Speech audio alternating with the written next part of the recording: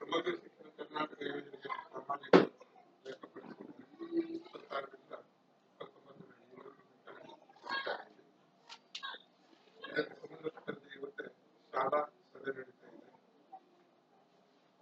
ಇದಕ್ಕೆ ಪೂರ್ವಭಾವಿಯಾಗಿ ಪ್ರಾರ್ಥನೆಯೊಂದಿಗೆ ನಾವು ಪ್ರಾರಂಭವನ್ನು ಮಾಡ್ತೇವೆ.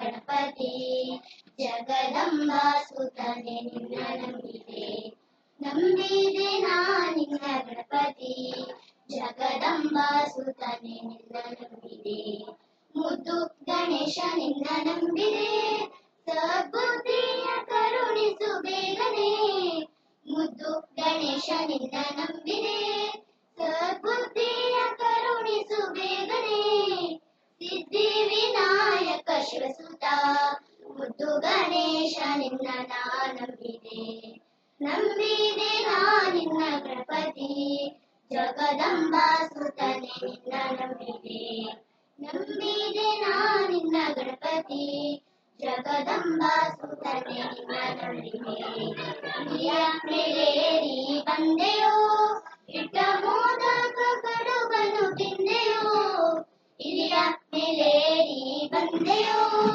ಇಟ್ಟ ಮೋದಕ ಕಡುಬನು ತಿಂದೆಯೋ ಹೊಟ್ಟೆ ಗರವಿಯಾಗಿ ಬಿದ್ದೆಯೋ ನೋಡಿ ನಕ್ಕ ಚಂದ್ರನಿ ಶಾಪ ಕೊಟ್ಟೆಯೋ ನಂಬಿದೆ ನಿನ್ನ ಗಣಪತಿ ಜಗದಂಬ ಸುತನೆ ನಿನ್ನ ನಂಬಿದೆ ನಂಬಿದೆ ನಿನ್ನ ಗಣಪತಿ ಜಗದಂಬ ಸುತನೆ ನಿನ್ನ ನಂಬಿದೆ ಹಿಂದೆ ರಾವಣ ಗರ್ಭ ಮುರಿದೆಯೋ ಪ್ರಾಣಲಿಂಗಾಗು ಕಾರಣದಿ ನಿಂದೆಯೋ ಹಿಂದೆ ರಾವಣ ಗರ್ಭ ಮುರಿದೆಯೋ ಪ್ರಾಣಲಿಂಗಾಗು ಕಾರಣದಿ ನಿಂದೆಯೋ ಸಿದ್ಧಿ ವಿನಾಯಕ ಶಿವಸುತ ಮುದ್ದು ಗಣೇಶ ನಿನ್ನ ನಂಬಿದೆ ನಂಬಿದೆ ನಿನ್ನ ಗಣಪತಿ ಜಗದಂಬ ಸುತನೆ ನಿನ್ನ ನಂಬಿದೆ ನಂಬಿದೆ ನಿನ್ನ ಗಣಪತಿ ಜಗದಂಬ ಸುತನೆ ನಿನ್ನ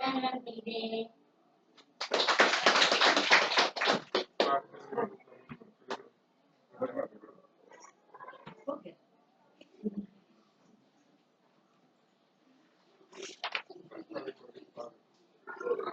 ಇಂದಿನ ಈ ಶಾಲಾ ಸಭೆಗೆ ಅಧ್ಯಕ್ಷತೆಯನ್ನು ವಹಿಸಿದಂತಹ ಹಿಂದುಳಿದ ವರ್ಗಗಳ ಕಲ್ಯಾಣ ಹೀಗಾಗಿ ಗೋಪಾಲ್ ನಾಯಕರಿಗೆ ವೈಯಕ್ತಿಕವಾಗಿ ಶಾಲೆಯ ಪರವಾಗಿ ವಿದ್ಯಾರ್ಥಿಗಳ ಪರವಾಗಿ ಪಾಲಕ ಪರವಾಗಿ ಸ್ವಾಗತವನ್ನು ಕೊಡ್ತೇನೆ. ಹಾಗೆಯೇ ಈ ಒಂದು ಲೆಕ್ಕ ಪರಿಶೋಧನೆ ಏನಿದೆ ಇದರ ತಾಲೂಕಾ ಆಡಳಿತಾಧಿಕಾರಿಗಳಾದಂತಹ ಚಿದಾನಂದ ಗೌಡರಿಗೂ ಕೂಡ ನಾನು ಈ ಸಂದರ್ಭದಲ್ಲಿ ವೈಯಕ್ತಿಕವಾಗಿ ಶಾಲೆಯ ಪರವಾಗಿ ಮಕ್ಕಳ ಪರವಾಗಿ ವಿದ್ಯಾರ್ಥಿಗಳ ಪರವಾಗಿ ಪಾಲಕರ ಮಕ್ಕಳ ಪರವಾಗಿ ಸ್ವಾಗತವನ್ನು ಕೊಡ್ತೇನೆ. ಈ ಸಂದರ್ಭದಲ್ಲಿ ವೇದಿಕೆ ಶಾಲೆಯ ಉಪಾಧ್ಯಕ್ಷರಾಗಿ ವೈಯಕ್ತಿಕವಾಗಿ ಶಾಲೆಯ ಪರವಾಗಿ ವಿದ್ಯಾರ್ಥಿಗಳ ಪರವಾಗಿ ವಿದ್ಯಾರ್ಥಿಗಳ ಪರವಾಗಿ ಪಾಲಕರ ಅದೇ ರೀತಿ ನಿನ್ನೆ ನಾನು ಮಾಡಿದಂತಹ ಒಂದು ಸಂದೇಶ ಏನಿದೆ ಅದಕ್ಕೆ ಹೋಗ್ಬಿಟ್ಟು ನಮ್ಮ ಎಲ್ಲ ಕೆಲಸ ಕಾರ್ಯಗಳನ್ನು ಬದಿಗಿಟ್ಟು ಈ ಒಂದು ಸಭೆಗೆ ಹಾಜರಾದಂತಹ ಎಲ್ಲ ಪಾಲಕ ಪೋಷಕರಿಗೂ ಎಸ್ಡಿಎಂಸಿ ಅವರಿಗೂ ಇನ್ನೊಮ್ಮೆ ಧನ್ಯವಾದಗಳನ್ನು ಅರ್ಪಿಸುತ್ತೇನೆ. ಸ್ವಾಗತವನ್ನು ಕೋರುತ್ತೇನೆ. ಹಾಗೆ ಈ ಒಂದು ಸಂದರ್ಭದಲ್ಲಿ 4 ದಿನಗಳ ಕಾಲ ನಮ್ಮೊಟ್ಟಿಗೆ ಇದ್ದು ಬೇರೆ ಬೇರೆ ಮನೆಗಳಿಗೆಲ್ಲ ಹೋಗಿ ಪಾಲಕ ಪೋಷಕರನ್ನೆಲ್ಲ ಸಂದರ್ಶಿಸಿ ತಮ್ಮ ಅಮೂಲ್ಯ ಸಮಯವನ್ನು ನಮ್ಮ ಶಾಲೆಗಾಗಿ ಮೀಸಲಿಟ್ಟಂತಹ ಇಬ್ಬರು ಸಂಪನ್ಮೂಲ ವ್ಯಕ್ತಿಗಳಿಗೂ ಕೂಡ ನಾನು ನಮ್ಮ ಶಾಲೆಯ ಪರವಾಗಿ, ವೈಯಕ್ತಿಕ ಪರವಾಗಿ, ಎಸ್ಡಿಎಂಸಿ ಪರವಾಗಿ, ಪಾಲಕ ಪೋಷಕರ ಪರವಾಗಿ ಸ್ವಾಗತವನ್ನು ಕೋರುತ್ತೇನೆ. ಹಾಗೆಯೇ ಈ ಹಿಂದೆ ಮೊದಲನೇ ದಿನ ಬಂದಂತಹ ಮೊದಲನೇ ದಿನ ಬಂದು ಮಾರ್ಗದರ್ಶನವನ್ನು ಮಾಡಿದಂತಹ ಅಜಿತ್ ಸರ್ ಅವರಿಗೂ ಕೂಡ ನಾನು ಅವರ ಅನುಪಸ್ಥಿತಿಯಲ್ಲಿ ವೈಯಕ್ತಿಕವಾಗಿ ಎಸ್ಡಿಎಂಸಿ ಪರವಾಗಿ, ಪಾಲಕ ಪೋಷಕರ ಪರವಾಗಿ ಸ್ವಾಗತವನ್ನು ಕೋರ್ತೇನೆ. ಹಾಗೆ ಈ ಒಂದು ಸಂದರ್ಭದಲ್ಲಿ ಶಾಲಾ ಸಭೆಯ ಕುರಿತು ಪ್ರಾಸ್ತಾವಿಕವಾಗಿ ಮಾತನಾಡಬೇಕಂತ ಕೇಳ್ಕೊಳ್ತೇನೆ. ಎಲ್ಲರಿಗೂ ನಮಸ್ಕಾರ. ಇದು ಸಮಗ್ರ ಶಿಕ್ಷಣ ಕರ್ನಾಟಕ ಪಾಲಕರ ಸಭೆಯನ್ನು ಆಯೋಜಿಸಲಾಗಿದೆ. ಈ ಒಂದು ಪಾಲಕರ ಸಭೆಯ ಶಾಲೆಯ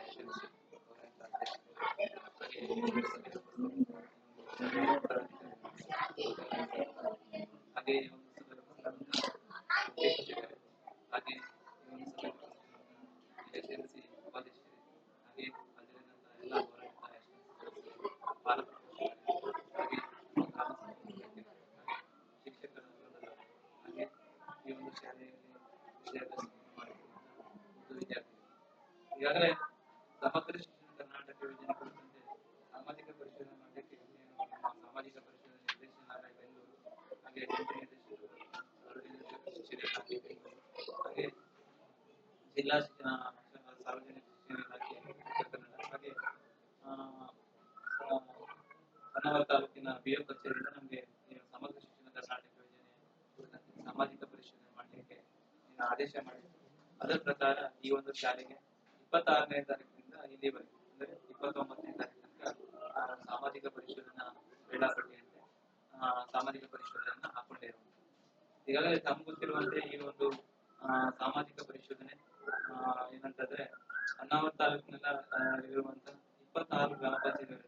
ಆ ಗ್ರಾಮ ಪಂಚಾಯತ್ ಸಂಬಂಧಪಟ್ಟಂತೆ ಒಂದು ಗ್ರಾಮ ಪಂಚಾಯತ್ ಸಂಬಂಧಪಟ್ಟಂತೆ 2 ಶಾಲೆಗಳನ್ನ ಈ ಒಂದು ಸಮಗ್ರ ಶಿಕ್ಷಣ ಕರ್ನಾಟಕ ಸಾಮಾಜಿಕ ಪರಿಶೋಧನೆ ಮಾಡಲಿಕ್ಕೆ ನಮ್ಗೆ ಕೊಟ್ಟಿರುವಂತದ್ದು. ಇದರಲ್ಲಿ ಮುಖ್ಯವಾಗಿ ಈ ಒಂದು ಬಕ್ಕಿ ಪಂಚಾಯತ್ ವ್ಯಾಪ್ತಿಗೆ ಬರುವಂತದ್ದು ನಾವು 2 ಶಾಲೆಯನ್ನ ಆಯ್ಕೆ ಮಾಡ್ಕೊಂಡಿದ್ದೀವಿ. ಇದರಲ್ಲಿ ಮುಖ್ಯವಾಗಿ LPS ಈ ಒಂದು ಕೆಸರಗೋಡಿ ಶಾಲೆ ಹಾಗೆ LPS ಮಧ್ಯಾರ್ತಿ 2 ಶಾಲೆಗಳನ್ನ ನಾವು ಆಯ್ಕೆ ಮಾಡ್ಕೊಂಡಿದ್ದೀವಿ. ಅದರಂತೆ ಈ ಒಂದು ಸಾಮಾಜಿಕ ಪರಿಶೋಧನೆ ಮಾಡಲಿಕ್ಕೆ ನಮ್ಗೆ ಕೊಟ್ಟಿರುವಂತದ್ದು. ಈಗಾಗಲೇ ಸಾಮಾಜಿಕ ಪರಿಶೋಧನೆ ಅಂದ್ರೆ ನಮ್ಗೆ ಗೊತ್ತಿರುವಂತೆ ಇದು ಸಮುದಾಯದೊಟ್ಟಿಗೆ ಮಾಡುವಂತ ಕಾರ್ಯಕ್ರಮ. ಈಗ ನಾವೇನಂದ್ರೆ ಆಡಿಟರ್ಗಳಂದ್ರೆ ಬೇರೆ ಬೇರೆ ಆಡಿಟ್ಗಳೆಲ್ಲ ಆಗ್ತವೆ. ಈ ಒಂದು ಪಂಚಾಯತ್ ಹಂತದಲ್ಲಿ ಇರ್ಬೋದು ಅಥವಾ ಶಾಲೆ ಹಂತದಲ್ಲಿ ಇರ್ಬೋದು ಇತರೆ ಇಲಾಖೆಯಲ್ಲಿ ಆಡಿಟ್ಗಳಾಗ್ತವೆ. ಆ ಆಡಿಟ್ಗಳು ಏನಂತಂದ್ರೆ ಲೆಕ್ಕಪತ್ರಗಳ ಸೀಮಿತವಾಗಿರ್ತದೆ. ಯಾವುದೇ ಒಂದು ಸಾರ್ವಜನಿಕರ ಮುಂದೆ ವಿತರಿಸುವಂತದ್ದು ಇರುವುದಿಲ್ಲ. ಆದ್ರೆ ಈ ಒಂದು ಸಾಮಾಜಿಕ ಪರಿಶೋಧನೆ ಅಂತಂದ್ರೆ ಜನರ ಮುಂದೆ ಏನೇ ಒಂದು ವಿಷಯ ಅಂದ್ರೆ ಈ ಒಂದು ಸಮಗ್ರ ಶಿಕ್ಷಣ ಕರ್ನಾಟಕ ಯೋಜನೆಯಲ್ಲಿ ಏನು ಕಂಡುಕೊಂಡಂತಹ ಅಂಶಗಳನ್ನ ಜನರ ಮುಂದೆ ವಿತರಿಸುವಂತದ್ದು ಮತ್ತೆ ಅದರ ಒಂದು ಅಂಶಗಳನ್ನ ಬಗ್ಗೆ ಚರ್ಚಿಸಿ ತೀರ್ಮಾನ ಕೈಗೊಳ್ಳುವಂತದ್ದು ಈ ಒಂದು ಸಾಮಾಜಿಕ ಪರಿಶೋಧನೆ ಉದ್ದೇಶ. ಹಾಗಾಗಿ ಈ ಒಂದು ಸಾಮಾಜಿಕ ಪರಿಶೋಧನೆಯನ್ನ ಎಲ್ಲಾ ಇದಕ್ಕೂ ಕೂಡ ಇಲಾಖೆಗೂ ಕಡ್ಡಾಯ ಮಾಡ್ತಾ ಇದ್ದಾರೆ. ಅಂದ್ರೆ ಈಗಾಗಲೇ ನಾವು ಗ್ರಾಮ ಪಂಚಾಯತ್ ಹಂತದಲ್ಲಿ ಸಾಕಷ್ಟು ಯೋಜನೆಗಳಿವೆ. ಅಂದ್ರೆ ಮಹಾತ್ಮ ಗಾಂಧಿ ರಾಷ್ಟ್ರೀಯ ಉದ್ಯೋಗಾವಕಾಶ ಯೋಜನೆ ಮತ್ತು 17 ಹಣಕಾಸು ಆಯೋಗದ ಅನುದಾನ ಏನಿದೆ ಅದಕ್ಕೆ ಸಾಮಾಜಿಕ ಪರಿಶೋಧನೆ ಮಾಡ್ತಾ ಇದ್ವಿ. ಈಗ ನಮ್ಗೆ ಇದು ಶಾಲೆ ಕೊಟ್ಟಿರುವಂತದ್ದು ಇದು ಹೊಸದಾಗಿ ಅಂದ್ರೆ ಈಗಾಗಲೇ ಈ ಹಿಂದಿನ ಎಲ್ಲ ನಮಗೇನಂತಾರೆ ಮಿಡ್ ಡೇ ಮೀಲ್ಸ್ ಮಧ್ಯಾಹ್ನ ಉಪಹಾರ ಯೋಜನೆ ಕೂಡ ಸಾಮಾಜಿಕ ಪರಿಶೋಧನೆ ಮಾಡಿದ್ವಿ ಕೆಲವು ಶಾಲೆಗಳು ಮಾತ್ರ. ಆದ್ರೆ ಈ ಒಂದು ಸಮಗ್ರ ಶಿಕ್ಷಣ ಕರ್ನಾಟಕ ಯೋಜನೆ ಕುರಿತಂತೆ ಕೊಟ್ಟಿರುವಂತದ್ದು ಇದು ಮೊದಲೇ ಬಾರಿ ನಮ್ಗೆ ಕೊಟ್ಟಿರುವಂತದ್ದು ಶಾಲೆ ಕೊಟ್ಟಿರುವಂತದ್ದು. ಹಾಗಾಗಿ ಮೊದಲೇ ಬಾರಿ ಇರುವುದರಿಂದ ಇದು ಪ್ರಾಯೋಗಿಕವಾಗಿ ಹೇಳ್ತಾ ಇದೆ. ಪ್ರಾಯೋಗಿಕವಾಗಿ ಅಂದ್ರೆ ಮಧ್ಯ ಹಂತದಲ್ಲಿ ಒಂದು ನಿರ್ದಿಷ್ಟ ಶಾಲೆಯನ್ನ ಆಯ್ಕೆ ಮಾಡ್ಕೊಂಡಿದ್ದು ಮತ್ತೆ ಮುಂದಿನ ಹಂತಕ್ಕೆ ಅಂದ್ರೆ 5 ವರ್ಷಕ್ಕೆ ಇದನ್ನ ಗುರಿಯನ್ನ ಇದೆ. ಆದ್ರೆ ಸಾಮಾಜಿಕ ಪರಿಶೋಧನೆ ಮಾಡಲಿಕ್ಕೆ ಎಲ್ಲ ಸರ್ಕಾರಿ ಶಾಲೆಗೆ ಈ ಒಂದು ಸಮಗ್ರ ಶಿಕ್ಷಣ ಕರ್ನಾಟಕ ಕುರಿತಂತೆ ಸಾಮಾಜಿಕ ಪರಿಶೋಧನೆ ಮಾಡ್ಲಿಕ್ಕೆ ಇದೆ. ಹಾಗಾಗಿ ಈ ಪ್ರಾಯೋಗಿಕವಾಗಿ ಈ ಒಂದು ಶಾಲೆಯನ್ನ ಮೊದಲ ಹಂತದಲ್ಲಿ ತೆಗೆದುಕೊಂಡಿದೆ. ಈ ಒಂದು ಸಾಮಾಜಿಕ ಪರಿಶೋಧನೆಯಲ್ಲಿ 3 ಅಂಶಗಳನ್ನ ನಾವು ಕಡ್ಡಾಯವಾಗಿ ಮಾಡುವಂತದ್ದು ಇರ್ತದೆ. ಅಂದ್ರೆ ಮೊದಲಿನ ಅಂತ ಹೇಳಿದ್ರೆ ಇಲ್ಲಿ ಪಾರದರ್ಶಕತೆ ಅಂತ ಹೇಳಿದ್ರೆ ಈಗಾಗಲೇ ಈ ಯೋಜನೆಯಲ್ಲಿ ಬರುವಂತಹ ಅಂಶಗಳನ್ನ ಏನು ಅವ್ರು ಕೊಟ್ಟಿರುವಂತಹ ಸೌಲಭ್ಯಗಳಿರ್ಬೋದು ಅಥವಾ ಅವರು ಮಕ್ಕಳು ಪಡೆದಿರುವಂತಹ ಸೌಲಭ್ಯಗಳಿರ್ಬೋದು ಅಂತ ಸೌಲಭ್ಯಗಳ ಬಗ್ಗೆ ಪಾರದರ್ಶಕವಾಗಿ ಇಲ್ಲಿ ಹೇಳುವಂತದ್ದು ಮತ್ತೆ ಪಾರದರ್ಶಕವಾಗಿ ಆ ಜನರ ಮುಂದೆ ಇಡುವಂತದ್ದು ಈ ಒಂದು ಸಾಮಾಜಿಕ ಪರಿಷತ್ತಿನ ಉದ್ದೇಶ. ಮತ್ತೆ ಜನರ ಭಾಗವಹಿಸಬೇಕು. ಎರಡನೇದಂದ್ರೆ ಜನರ ಭಾಗವಹಿಸಬೇಕಂದ್ರೆ ಯಾವುದೇ ಒಂದು ಕಾರ್ಯಕ್ರಮ ಅಂತಂದ್ರೆ ಎಲ್ಲ ಜನರು ಭಾಗವಹಿಸಿದ್ರೆ ಮಾತ್ರ ಅದು ಯಶಸ್ವಿ ಆಗ್ಲಿಕ್ಕೆ ಸಾಧ್ಯ ಇದೆ. ಜನ ಇಲ್ಲ ಅಂತಂದ್ರೆ ಅದಕ್ಕೆ ಯಾವುದೋ ಕಾರ್ಯಕ್ರಮ ಯಶಸ್ವಿ ಆಗ್ಲಿಕ್ಕೆ ಸಾಧ್ಯವಿರುವುದಿಲ್ಲ. ಹಾಗಾಗಿ ಜನರ ಒಂದು ಭಾಗವಹಿಸಿ ಕೂಡ ಇದರಲ್ಲಿ ಅತಿ ಅಗತ್ಯವಾಗಿರ್ತದೆ ಸಾಮಾಜಿಕ ಪರಿಷತ್ತಿನಲ್ಲಿ. ಹಾಗಾಗಿ ಜನರ ಭಾಗವಹಿಸುವ ಪ್ರೇರೇಪಿಸುವುದು ಕೂಡ ನಮ್ಮ ಸಾಮಾಜಿಕ ಪರಿಷತ್ತಿನ ಉದ್ದೇಶ. ಹಾಗೆ ಮೂರನೇ ಉದ್ದೇಶ ಏನಂತಂದ್ರೆ ಉತ್ತರದಾಯಿತ್ವ. ಇಲ್ಲಿ ಏನ್ ನಡೆದಿದೆ ಆ ನಡೆದ ಅಂಶಗಳಿಗೆ ಇಂದಿನ ಎಸ್ಎಂಸಿ ಅಧ್ಯಕ್ಷರಿರ್ಬೋದು, ಮುಖ್ಯ ಶಿಕ್ಷಕರಿರ್ಬೋದು, ಶಿಕ್ಷಕರಿರ್ಬೋದು, ಎಸ್ಎಂಸಿ ಸದಸ್ಯರು ಇರ್ಬೋದು, ಅದಕ್ಕೆ ಉತ್ತರದಾಯಿತ್ವ ಎಂಬುದು ಇರ್ತದೆ. ಅಂದ್ರೆ ಯಾವುದೋ ಒಂದು ಪ್ರಶ್ನೆಗಳಿಗೆ ಉತ್ತರ ಕೊಡುವಂತದ್ದು ಇರುವಂತದ್ದು. ಈ ಒಂದು ಸಭೆಯಲ್ಲಿ ಕೂಡ ನೋಡಲ್ ಅಧಿಕಾರಿಗಳು ಇರ್ತಾರೆ. ಆ ನೋಡಲ್ ಅಧಿಕಾರಿ ಕೂಡ ಅವರು ಆ ಒಂದು ಪ್ರಶ್ನೆಗಳಿಗೆ ಸಲಹೆ ಸೂಚನೆ ಕೂಡ ಕೊಡುವಂತದ್ದೇ ಇರುವಂತದ್ದು. ಹಾಗಾಗಿ ಈ ಮೂರು ಅಂಶಗಳ ಇಟ್ಕೊಂಡು ಸಾಮಾಜಿಕ ಪರಿಶೀಲನೆ ನಡೀತಾ ಇದೆ. ಈಗಾಗಲೇ ಸಾಮಾಜಿಕ ಪರಿಶೀಲನೆಯಲ್ಲಿ ಏನಂತಂದ್ರೆ ಮುಖ್ಯವಾಗಿ ನಾವು ಗಮನಿಸುವಂತದ್ದು ಈ ಯೋಜನೆಯಲ್ಲಿ ಮಕ್ಕಳಿಗೆ ಕೊಡುವಂತಹ ಸೌಲಭ್ಯಗಳ ಕುರಿತಂತೆ ಪರಿಶೀಲನೆ ಮಾಡುವಂತದ್ದು. ಮತ್ತೆ ಯೋಜನೆಗಳು ಸರಿಯಾಗಿ ಫಲಾನುಭವಿಗಳು ಮುಟ್ಟಿಗೆ ಇದರ ಬಗ್ಗೆ ಪರಿಶೀಲನೆ ಮಾಡುವಂತದ್ದು. ಮತ್ತು ಅದರಿಂದ ಮಕ್ಕಳು ಎಷ್ಟು ಅಭ್ಯಾಸದಲ್ಲಿ ಎಷ್ಟು ಕಲಿಕಾ ಮಟ್ಟವನ್ನ ಹೆಚ್ಚಿಕೊಂಡಿದ್ದಾರೆ, ಶಿಕ್ಷಣ ಗುಣಮಟ್ಟ ಯಾವ ರೀತಿ ಇದೆ, ಇದರ ಬಗ್ಗೆ ಕೂಡ ಪರಿಶೀಲನೆ ಮಾಡಕ್ಕೆ ಇರುವಂತದ್ದು ಈ ಒಂದು ಸಾಮಾಜಿಕ ಪರಿಶೀಲನೆ ಒಳಗೊಂಡಿರುವಂತದ್ದು. ಹಾಗಾಗಿ ಈ ಒಂದು ಸಾಮಾಜಿಕ ಪರಿಶೀಲನೆ ಕಳೆದ ಒಂದು 4 ದಿವಸ ಅವಧಿಗೆ ನಮ್ಮ ಈ ಒಂದು ಶಾಲೆಗೆ ಭೇಟಿ ನೀಡಿ ನಾವು ಏನಂತಂದ್ರೆ ಒಂದು ದಿವಸ ಪೂರ್ವ ಸಭೆಯನ್ನ ನಮ್ಮ ಸಂಪನ್ಮೂಲ ವ್ಯಕ್ತಿಗಳು ಪ್ರಾರಂಭಿಸಿದ್ರು. ಯಾಕಂದ್ರೆ ನಮಗೂ ಕೂಡ ಬೇರೆ ಬೇರೆ ಕೆಲಸದ ಒತ್ತಡದಿಂದ ಈ ಒಂದು ಶಾಲೆಗೆ ಭಾಗವಹಿಸಲಿಕ್ಕೆ ಆಗಲಿಲ್ಲ. ಆದ್ರೆ ನಮ್ಮ ಒಂದು ಸಂಪನ್ಮೂಲ ವ್ಯಕ್ತಿಗಳು ತಮ್ಮ ಮುಂದೆ ಪೂರ್ವಭಾವಿ ಸಭೆಯಲ್ಲಿ ಎಲ್ಲಾ ವಿಚಾರಗಳು ಕೂಡ ಏನೇನ್ ಮಾಡ್ತಿರೋ ಬಗ್ಗೆ ಕೂಡ ತಮ್ಮ ತಿಳಿಸಿದಾರ ಅಂದ್ಕೊಳ್ತೀನಿ. ಯಾಕಂದ್ರೆ ಪೂರ್ವಭಾವಿ ಸಭೆಯಲ್ಲಿ ನಾವು ಏನ್ ಮಾಡ್ತೀವಿ ಸಾಮಾಜಿಕ ಪರಿಶೀಲನೆ ಯಾವ ರೀತಿ ನಡೀತಿದ್ರ ಬಗ್ಗೆ ಅವರು ಆ ಸಂದರ್ಭದಲ್ಲಿ ಪೂರ್ವಭಾವಿ ಸಭೆಯಲ್ಲಿ ತಿಳಿಸುವಂತದ್ದು ಇರುತ್ತೆ. ಹಾಗೆ ಪೂರ್ವಭಾವಿ ಸಭೆ ಆದ ನಂತರ ಅದರಲ್ಲಿ ಮುಖ್ಯವಾಗಿ ಹೇಳ್ಬೇಕಂತಂದ್ರೆ ಈಗಾಗಲೇ ಶಿಕ್ಷಣ ಸಂಬಂಧಪಟ್ಟಂತೆ ಮಕ್ಕಳ ಒಂದು ಸಂದರ್ಶನ ಮಾಡುವಂತದ್ದು ಇರ್ತದೆ. ಹಾಗೆ ಪಾಲಕರ ಸಂದರ್ಶನ ಕೂಡ ನಮ್ಮ ಸಂಪನ್ಮೂಲ ವ್ಯಕ್ತಿಗಳು ಮಾಡಿದ್ದಾರೆ. ಹಾಗೆ ಶಿಕ್ಷಕರ ಅಭಿಪ್ರಾಯ ಕೂಡ ನಾವು ಸಂಗ್ರಹಣೆ ಮಾಡಿರುವಂತದ್ದು. ಮತ್ತೆ ಇಲ್ಲಿರುವಂತಹ ಮೂಲಭೂತ ಸೌಕರ್ಯಗಳು ಅಂತಂದ್ರೆ ಇಲ್ಲಿನ ತರಗತಿ ಕೊಠಡಿ ಇರ್ಬೋದು, ಗ್ರಂಥಾಲಯ ವ್ಯವಸ್ಥೆ ಇರ್ಬೋದು, ಅಥವಾ ಕುಡಿಯ ನೀರು ಇರ್ಬೋದು, ಅಥವಾ ಇಲ್ಲಿ ಶಾಲೆಯ ಸುತ್ತಲೂ ಕಂಪೌಂಡ್ ವ್ಯವಸ್ಥೆ ಮಾಡುವಂತದ್ದು ಇರ್ಬೋದು, ಆಟದ ಮೈದಾನ ಇರ್ಬೋದು. ಹಾಗೆ ಎಲ್ಲಾ ಮೂಲಭೂತ ಅಂಶಗಳು ಕೂಡ ನಾವು ಪರಿಶೀಲನೆ ಮಾಡಲಿಕ್ಕೆ ಇರುವಂತದ್ದು. ಹಾಗಾಗಿ ಈ ಒಂದು ಸಾಮಾಜಿಕ ಪರಿಶೋಧನೆ ಕಳೆದ ಒಂದು 4 ದಿವಸ ಅವಧಿಗೆ ನಾವು ಏನ್ ಮಾಡಿದ್ವಿ ಅನ್ನೋ ಬಗ್ಗೆ ನಮ್ಮ ಗ್ರಾಮ ಸಂಪನ್ಮೂಲ ವ್ಯಕ್ತಿಗಳು ಈಗಾಗಲೇ ವರದಿಯನ್ನ ಸಿದ್ಧಪಡಿಸಿದೆ. ಅದು ಕೂಡ ವರದಿಯನ್ನ ಇಲ್ಲಿ ಮಂಡನೆ ಮಾಡಿ ಚರ್ಚಿಸಿ ತೀರ್ಮಾನ ಕೈಗೊಳ್ಳುವಂತದ್ದು ಇರುವಂತದ್ದು. ಹಾಗಾಗಿ ಈ ಒಂದು ಇಷ್ಟು ಸಾಮಾಜಿಕ ಪರಿಶೀಲನೆ ನಮ್ಮ ಪ್ರಕ್ರಿಯೆ ನಡೀತದೆ. ಆ ವರದಿಯನ್ನ ನಮ್ಮ ಗ್ರಾಮ ಸಂಪನ್ಮೂಲ ನಮ್ಮ ವ್ಯಕ್ತಿಗಳು ತಮ್ಮ ಮುಂದೆ ಮಂಡನೆ ಮಾಡಲಿಕ್ಕಿದ್ದಾರೆ. ಹಾಗಾಗಿ ಈ ಒಂದು ಸಾಮಾಜಿಕ ಪರಿಶೀಲನೆ ಸಂದರ್ಭದಲ್ಲಿ ಈಗಾಗಲೇ ಸಮಗ್ರ ಶಿಕ್ಷಣ ಕರ್ನಾಟಕ ಯೋಜನೆ ಕುರಿತಂತೆ ಸ್ವಲ್ಪ ಸಂಕ್ಷಿಪ್ತವಾಗಿ ಹೇಳಲಿಕ್ಕೆ ಇಚ್ಛಿಸ್ತಾ ಇದ್ದೇನೆ. ಈ ಒಂದು ಸಮಗ್ರ ಶಿಕ್ಷಣ ಕರ್ನಾಟಕ ಯೋಜನೆ ತಾವು ಗೊತ್ತಿರುವಂತೆ ಈ ಯೋಜನೆ 2018-19 ಸಾಲಿನಿಂದ ಜಾರಿಯಲ್ಲಿದೆ. ಈ ಯೋಜನೆ ಬರೋಕ್ಕಿಂತ ಪೂರ್ವದಲ್ಲಿ ಸರ್ವ ಶಿಕ್ಷಾ ಅಭಿಯಾನ ಆವಾಗೆಲ್ಲ ಅಭಿಯಾನಗಳೆಲ್ಲ ಬರ್ತಿತ್ತು. ಶಾಲೆಗಳೆಲ್ಲ ಅಭಿವೃದ್ಧಿ ಮಾಡ್ಲಿಕ್ಕೆ ಸಾಕಷ್ಟು ಅನುದಾನ ಬರ್ತಿತ್ತು.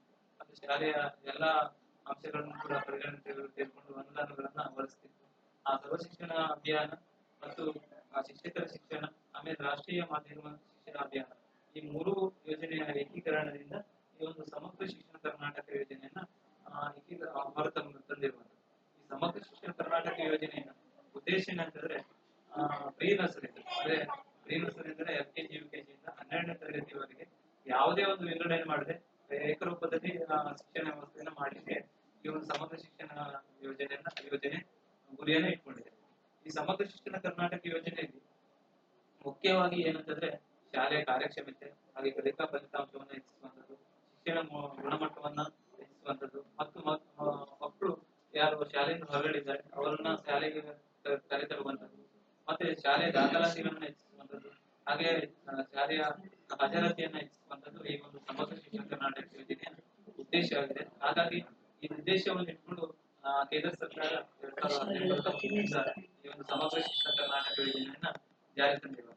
ಹಾಗಾಗಿ ಸಮಗ್ರ ಶಿಕ್ಷಣ ಕರ್ನಾಟಕ ಯೋಜನೆ ಜೊತೆಗೆ ಸಾಕಷ್ಟು ಯೋಜನೆಗಳು ಕೂಡ ಮಕ್ಕಳಿಗಾಗಿ ಕೊಡ್ತಾ ಇದೆ. ಈಗಾಗಲೇ ಸಮಗ್ರ ಶಿಕ್ಷಣ ಕರ್ನಾಟಕ ಯೋಜನೆ ತಮ್ಮ ಮಕ್ಕಳಿಗೆ ಕೊಡುವಂತದ್ದು ಸರ್ಕಾರಿ ಸ್ಕೂಲ್ ನಲ್ಲಿ ಕೊಡುವಂತದ್ದು ಏನಂತಂದ್ರೆ ಮಕ್ಕಳಿಗಾಗಿ ಪಠ್ಯ ಪುಸ್ತಕವನ್ನು ಉಚಿತವಾಗಿ ಕೊಡ್ತಾ ಇದೆ. ಆಮೇಲೆ ಸಮವಸ್ತ್ರವನ್ನ ಉಚಿತವಾಗಿ ಕೊಡ್ತಾ ಇದೆ. ಹಾಗೆ ಸುವಸ್ತ್ರಗಳನ್ನ ಉಚಿತವಾಗಿ ಕೊಡ್ತಾ ಇದೆ. ಹಾಗೆ ಇಲ್ಲಿ ಹೆಚ್ಚಿನದಾಗಿ ದೂರ ಶಾಲೆಯಿಂದ ದೂರ ಇದ್ರೆ 1 ಕಿಲೋಮೀಟರ್, ಹಿರಿಯ ಪ್ರಾಥಮಿಕ ಶಾಲೆಯಿಂದ 1 ಕಿಲೋಮೀಟರ್ ದೂರ ಇದ್ರೆ ಸಾರಿಗೆ ವೆಚ್ಚವನ್ನ ಕೊಡ್ಲಿಕ್ಕೆ ಅವಕಾಶ ಇರುವಂತದ್ದು. ಅದು ಹಿರಿಯ ಪ್ರಾಥಮಿಕ ಶಾಲೆ ಇದ್ರೆ ಅದು 3 ಕಿಲೋಮೀಟರ್ ದೂರ ಇದ್ರೆ ಅವ್ರಿಗೆ ಸಾರಿಗೆ ವೆಚ್ಚವನ್ನ ಕೊಡುವಂತದ್ದು. 5 ಕಿಲೋಮೀಟರ್ ದೂರ ಇದ್ರೆ ಹೈಸ್ಕೂಲ್ ಸಾರಿಗೆ ವೆಚ್ಚವನ್ನ ಕೊಡುವಂತದ್ದು. ಇದು ಗವರ್ಮೆಂಟ್ ಸ್ಕೂಲ್ ಮಾತ್ರ ಅಪ್ಲೈ ಆಗ್ತದೆ. ಹಾಗಾಗಿ ಸಾರಿಗೆ ವೆಚ್ಚ ಕೂಡ ಇದರಲ್ಲಿ ಸಮಗ್ರ ಶಿಕ್ಷಣ ಕರ್ನಾಟಕ ಯೋಜನೆಯಲ್ಲಿ ಕೊಡುವಂತದ್ದು. ಅದ್ರ ಜೊತೆ ಕೂಡ ಈಗಾಗಲೇ ತಮ್ಗೆ ಗೊತ್ತಿರುವಂತೆ ವಿದ್ಯಾರ್ಥಿ ಹಿಂದೆಲ್ಲ ಸ್ಕಾಲರ್ಶಿಪ್ ಎಲ್ಲ ಬರ್ತಾ ಇತ್ತು. ಈಗ ಅಂತಂದ್ರೆ ಏನಂದ್ರೆ ಹೆಂಗ್ ಮಾಡಿದ್ರೆ ಅಂತ ಪರಿಶಿಷ್ಟ ಜಾತಿ ಪರಿಶಿಷ್ಟ ಪಂಗಡದವರಿಗೆ ಮಾತ್ರ ಸ್ಕಾಲರ್ಶಿಪ್ ಬರ್ತಾ ಇದೆ. ನಾವು ನೋಡಿದ ಪ್ರಕಾರ ಎಲ್ಲಾ ಶಾಲೆಗಳಲ್ಲಿ ನೋಡಿದ ಪ್ರಕಾರ ಪರಿಶಿಷ್ಟ ಜಾತಿ ಪರಿಶಿಷ್ಟ ಪಂಗಡದವರಿಗೆ ಮತ್ತೆ ಅಲ್ಪಸಂಖ್ಯಾತರು ಮಾತ್ರ ಸ್ಕಾಲರ್ಶಿಪ್ ಬರ್ತಾ ಇದೆ. ಉಳಿದವರಿಗೆ ಸ್ಕಾಲರ್ಶಿಪ್ ಕರೋನಾ ನಂತರ ಬರ್ತಾ ಇಲ್ಲ ಎಂಬುದು ನಮ್ಗೆ ಒಂದು ಇವರು ಇಲಾಖೆಗಳು ಕೇಳಿದಾಗ ಕೂಡ ಬರ್ತಾ ಇಲ್ಲ ಅಂತ ಹೇಳ್ತಾ ಇದ್ದಾರೆ. ಅದು ಕೂಡ ವಿದ್ಯಾರ್ಥಿ ವೇತನ ಕೂಡ ಈ ಒಂದು ಸಮಗ್ರ ಶಿಕ್ಷಣ ಕರ್ನಾಟಕ ಯೋಜನೆಯಲ್ಲಿ ಕೊಡುವಂತದ್ದಿದೆ. ಹಾಗಾಗಿ ಮಕ್ಕಳಿಗಾಗಿ ತುಂಬಾ ಯೋಜನೆಗಳನ್ನ ಸರ್ಕಾರದಿಂದ ಯೋಜನೆ ಜಾರಿ ತರ್ತಾ ಇದೆ. ಮಕ್ಕಳು ಹೆಚ್ಚಿನದಾಗಿ ಸರ್ಕಾರಿ ಶಾಲೆಯಲ್ಲೇ ಕಲಿಬೇಕು ಎಂಬ ಉದ್ದೇಶದಿಂದ ಸರ್ಕಾರ ಈ ಎಲ್ಲಾ ಯೋಜನೆಗಳನ್ನ ಕೊಡ್ತಾ ಇರೋದು.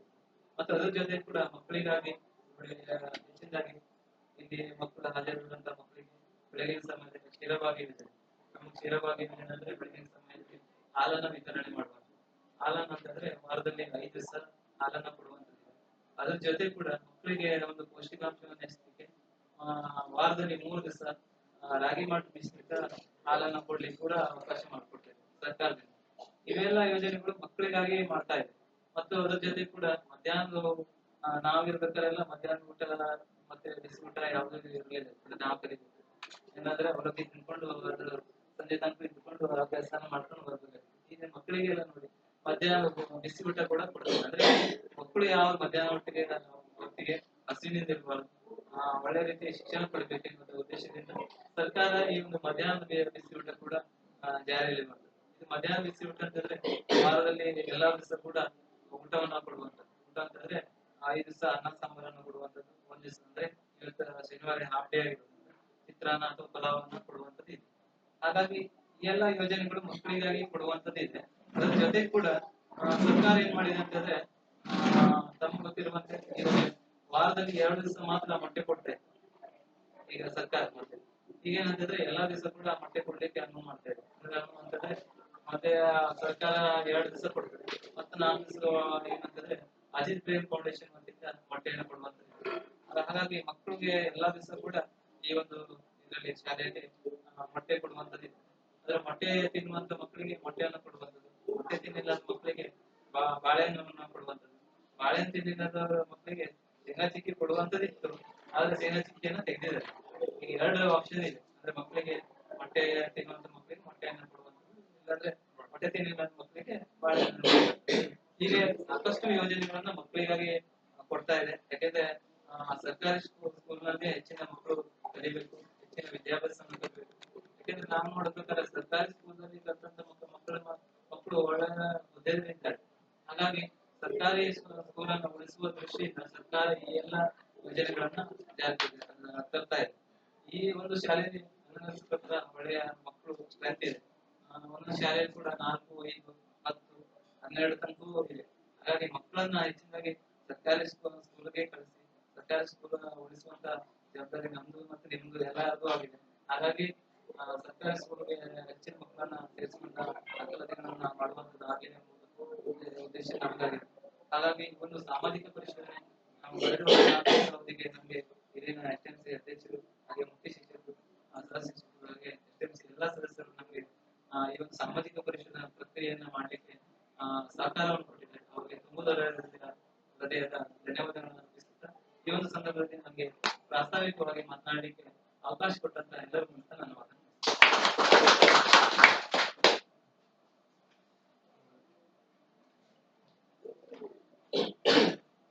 ವರದಿ ಈಗ ಗ್ರಾಮ ಸಂಪನ್ಮೂಲ ವ್ಯಕ್ತಿಗಳಿಂದ ಈ ಒಂದು ಗ್ರಾಮದಿಂದ ವರದಿ ಬಂದಿದೆ. ಎಲ್ಲರಿಗೂ ನಮಸ್ಕಾರ. ಸಮಗ್ರ ಶಿಕ್ಷಣ ತಾಲೂಕು ಪಂಚಾಯತ್ 12ರಿಂದ ಬಂದಿರುವುದು ಸಮಗ್ರ ಶಿಕ್ಷಣ ಕರ್ನಾಟಕ ಯೋಜನೆ ಸಾಮಾಜಿಕ ಪರಿಶೀಲನಾ ಶಾಲಾ ಸರ್ಕಾರಿ ಕಿರಿಯ ಪ್ರಾಥಮಿಕ ಶಾಲೆ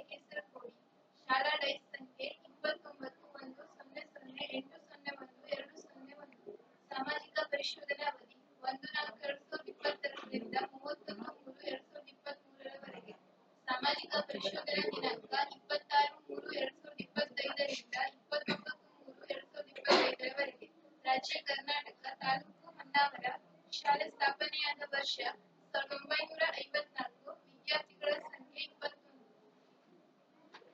ಸರ್ಕಾರಿ ಕಿರಿಯ ಪ್ರಾಥಮಿಕ ಶಾಲೆ ಕೇಸರಕೋಡಿ ಶಾಲೆಯ ಹಿನ್ನೆಲೆ ಸರ್ಕಾರಿ ಕಿರಿಯ ಪ್ರಾಥಮಿಕ ಶಾಲೆ ಕೇಸರಕೋಡಿ ಇದು ಪಾವಿನಕುರ್ವ ಗ್ರಾಮದಲ್ಲಿದ್ದು ಸುಮಾರು 70 ವರ್ಷಗಳ ಹಿಂದೆ ಅಂದರೆ 1954ರಲ್ಲಿ ಪ್ರಾರಂಭವಾದ ಶಾಲೆಯಾಗಿದೆ.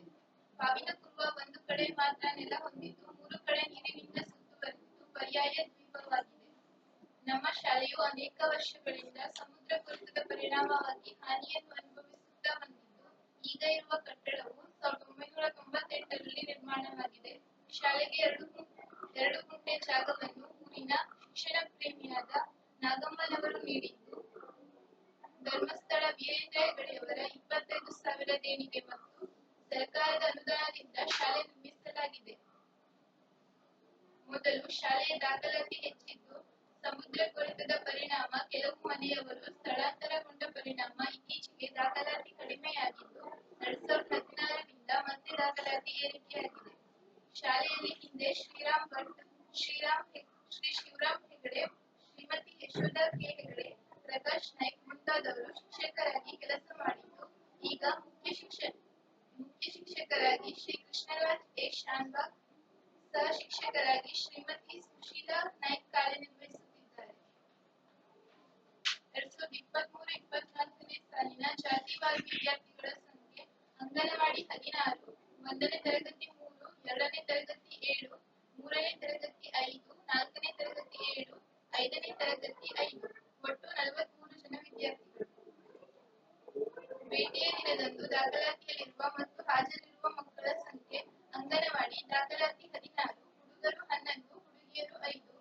1ನೇ ತರಗತಿ ದಾಖಲಾತಿ 3, ಹುಡುಗರು ಇಲ್ಲ, ಹುಡುಗಿಯರು 3. 2ನೇ ತರಗತಿ ದಾಖಲಾತಿ 3, ಹುಡುಗರು 1, ಹುಡುಗಿಯರು 2. 3ನೇ ತರಗತಿ ದಾಖಲಾತಿ 5, ಹುಡುಗರು 2, ಹುಡುಗಿಯರು 2. 4ನೇ ತರಗತಿ ದಾಖಲಾತಿ 5, ಹುಡುಗರು 4, ಹುಡುಗಿಯರು 1. 5ನೇ ತರಗತಿ ದಾಖಲಾತಿ 5, ಹುಡುಗರು 3, ಹುಡುಗಿಯರು 2. ದಾಖಲಾತಿಯ ಪ್ರಕಾರ 37 ಜನ ನಾವು ಭೇಟಿ ನೀಡಿದ ಒಟ್ಟು 36 ಜನ ಉಪಸ್ಥಿತರಿದ್ದರು. 2022-23ರಲ್ಲಿ ಬಿಡುಗಡೆಯಾದ ಅನುದಾನದ ವಿವರ. ಪ್ರಾರಂಭಿಕ ಶುಲ್ಕ 1/6/2022 2,028 ರೂಪಾಯಿ. ಶೂ ಮತ್ತು ಸಾಕ್ಸ್ 30/9/2022 7,155 ರೂಪಾಯಿ. ಶೌಚಾಲಯ ಅನುದಾನ 30/1/2023 6,350 ರೂಪಾಯಿ. ಅನುಪಯುಕ್ತ ವಸ್ತು ವಿಲೇವಾರಿ 31/5/2022 5,500 ರೂಪಾಯಿ. ಬ್ಯಾಂಕ್ ಬಡ್ಡಿ 226 ರೂಪಾಯಿ. ಒಟ್ಟು 21,259 ರೂಪಾಯಿ. ಅನುದಾನ ಬಳಕೆಯಾದ ವಿವರ. ಶೂ ಮತ್ತು ಸಾಕ್ಸ್ 7,155 ರೂಪಾಯಿ. ಕುಡಿಯುವ ನೀರು ಮತ್ತು ಶೌಚಾಲಯ 6,350 ರೂಪಾಯಿ. ಇತರೆ ಖರ್ಚು 1,386 ರೂಪಾಯಿ. ಒಟ್ಟು 14,891 ರೂಪಾಯಿ. ಉಳಿಕೆ 6,368 ರೂಪಾಯಿ. ಸಾಮಾಜಿಕ ಪರಿಶೋಧನಾ ಅವಧಿಯಲ್ಲಿ ಕಂಡುಬಂದ ಗುಣಾತ್ಮಕ ಅಂಶಗಳು ಅಂದರೆ ಒಳ್ಳೆಯ ಅಂಶಗಳು. ಶಾಲೆಯಲ್ಲಿ ಎಲ್ಲ ರಿಜಿಸ್ಟರ್ಗಳನ್ನು ಕ್ರಮಬದ್ಧವಾಗಿ ನಿರ್ವಹಣೆ ಮಾಡಲಾಗಿರುತ್ತದೆ. ಸಾಮಾಜಿಕ ಪರಿಶೋಧನಾ ವೇಳೆಯಲ್ಲಿ ಶಾಲೆಯಲ್ಲಿ ಮಕ್ಕಳು ಎಲ್ಲಾ ದಿನಗಳಲ್ಲೂ ಹಾಜರಿರುತ್ತಾರೆ. ಶಾಲೆಯಲ್ಲಿ ಮಕ್ಕಳಿಗಾಗಿ ದಿನನಿತ್ಯ ಶುದ್ಧವಾದ ಕುಡಿಯುವ ನೀರಿನ ವ್ಯವಸ್ಥೆ ಇರುತ್ತದೆ. ಶಾಲೆಯ ಪ್ರಾರಂಭದಲ್ಲಿ ಪಠ್ಯಪುಸ್ತಕ ಮತ್ತು ಸಮವಸ್ತ್ರಗಳನ್ನು ಮಕ್ಕಳಿಗೆ ಸರಿಯಾದ ಸಮಯದಲ್ಲಿ ವಿತರಿಸಲಾಗಿದೆ.